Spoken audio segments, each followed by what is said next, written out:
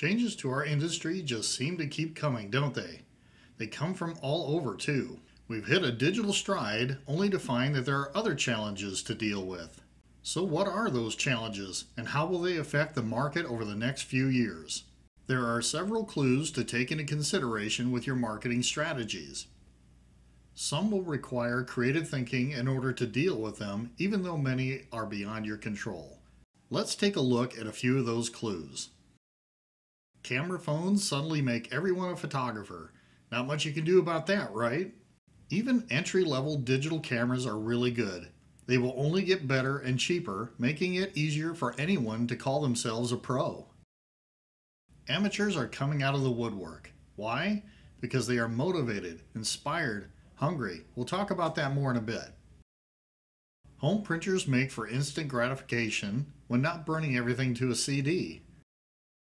The journalistic style of photography has confused the consumer.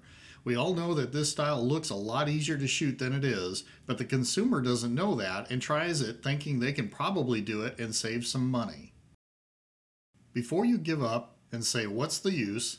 keep in mind that all this is teaching us something. The marketing message here is that when the consumer doesn't understand or see an obvious difference between what you do and what they can do, they become very price conscious. This is where you have to have a really good marketing message that comes through in all your materials and online consistently. That's the power of marketing. Speaking of online, social media, as wonderful as it is, has become the sole marketing strategy of too many photographers. It's the first words out of pro and amateur photographers' mouths when asked about their marketing strategy, followed by referrals. If you're competing for the photography market through social media alone, you are competing in an extremely overcrowded market.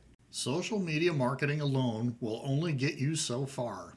There's a lot of ways to look at all this, and there are two things you can change right now that won't cost you a dime.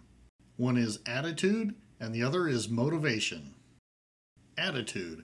If you are consistently complaining about how the market isn't like it used to be, or that it's hard to run a photography business instead of looking at ways you can improve, you will continue to struggle.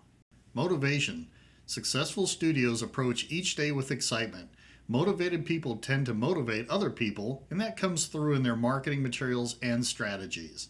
All this goes back to attitude. Attitudes are catchy. Is yours worth catching? Next month, we'll look at the success system for your business that leads to a lean, mean photography business machine. Speaking of social media, on January 30th, Facebook announced that it was about to release an iPhone app called Paper, Stories from Facebook.